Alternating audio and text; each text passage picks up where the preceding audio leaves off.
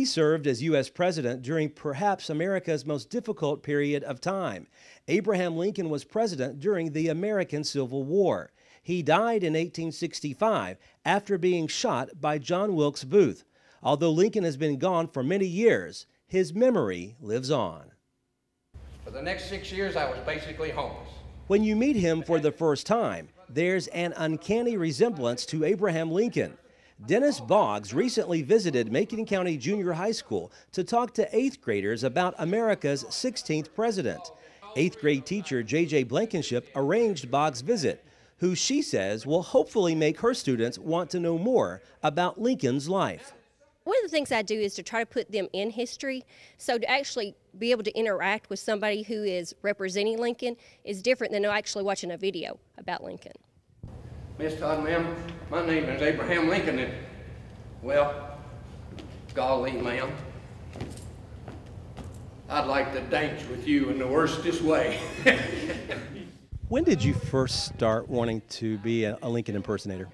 This wasn't something that I set out to do. This was an accident. I was introduced to President Lincoln in community theater in Nashville, Tennessee, and I did a play, a comedy actually, one evening in Lakewood, Tennessee. I had a full beard mustache, was speaking with an English accent, and a director came up and said, "Shave your mustache, color your whiskers, we'll do Lincoln." And I said, okay. And it's just kind of grown out of that. It's been my full-time occupation for 15 years now, and I do schools from preschool to college all over the United States. And talk about what you try to do once you get to a school. What is your main goal? Well, my main goal is to make students very, very curious. Now, I'm going to tell 56 years of Lincoln's life in a 45-minute period.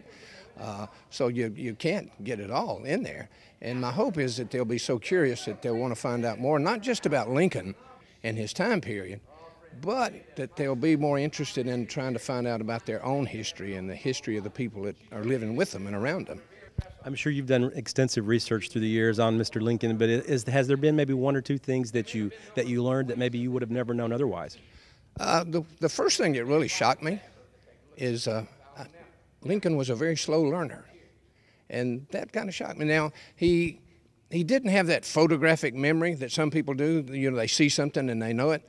No, but once he learned something, it was there. His stepmother said Abe's mind was like a piece of steel. It took something really hard to put a scratch in it, but once the scratch was there, it never left. So if he met you 30 years earlier, he would remember you, and there was a chance that he would remember your name and where you met, too.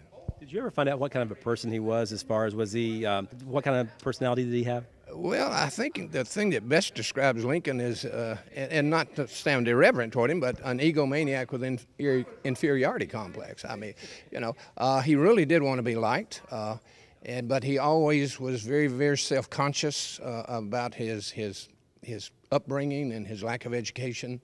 Yeah, but someone asked me in an interview like this not too awful long ago, they said, describe Abraham Lincoln in one word. And I said, perseverance. That's enough, perseverance. How much of a toll did the Civil War take on him? Oh, quite. I mean, if you look at the photographs, if you look at the first picture that was taken of Lincoln as soon as he got to Washington in 1862, March 1861, he stood up nice and straight. He was 6'4". He weighed, somewhere around 185 pounds, maybe 190 pounds. 4 years and a couple of months later, he was permanently stooped. He weighed maybe 148 pounds. He was just 56, and he looked like a man of 86. I mean, it took a very, very heavy toll on him. I said, then show me. Show me the exact spot where the first drop of American blood was spilled. How do you think history will reflect on his presidency? I mean, I've read several articles where he's considered one of the greatest presidents, but from what you've read and researched, what's your take on that? I think Lincoln's always going to be remembered in a very positive light. Now, there are still those folks today that, you know, believe it or not, especially in some of the southern parts of our country, that you know, I tell people this, United States is a very, very special place. Now, every civilized country on the planet has had some sort of civil war.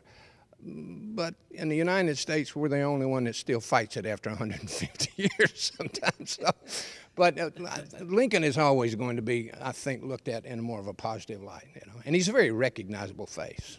Very. You said you do this all across the country. Do you ever get reactions, are there regional reactions, or are all the reactions from the kids pretty much about the same? No, from the children, they're pretty much the same. And my favorite part of what I do in public and private schools is I'm telling Lincoln's story, but now Ms. Blankenship, she's teaching her students out of the textbook, so she's teaching them about the war and about Lincoln. But what I'm hoping to do is make them curious enough that they will ask me questions after my presentation. That's when the fun starts, because I know what I'm going to tell these students today. I have no idea what they're going to ask. Yeah. How much longer do you plan on doing this? Well, you know, I've already outlived Lincoln. By the way, today is the anniversary of his death. That's 7:22 a.m. on April the 15th.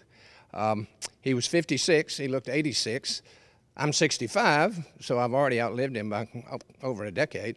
And yeah, if I can stay healthy, I can do Lincoln for a long time.